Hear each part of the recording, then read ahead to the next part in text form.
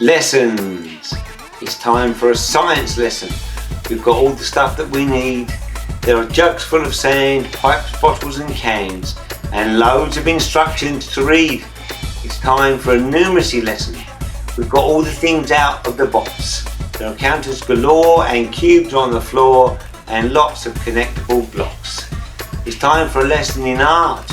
We've got all the bits just as planned. And of course we've got lots of paint all in pots and on tables, on chairs and on hands.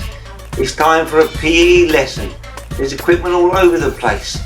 Beans, bags, ropes and balls and frames on the walls and hoops to be swung round the waist. It's time for a geography lesson. We've got all the pieces together. There are maps about roads, a compass and some globes and all sorts of books about weather. It's time for a history lesson. We've got special items brought in. Photos, books and stamps, some hats and some lamps and a collection of coins in a tin. It's time for a literacy lesson. We've got paper and we each have a pen and that's all we've got. We don't need a lot because we're testing our spellings again. It's time for a D&T lesson. We're making some cars that will zoom. There are wheels, tape and glue, card and scissors too, and rubber bands all over the room.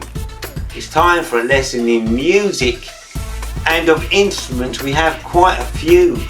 There are cymbals to crash and drums we can bash, and all sorts of things to blow through.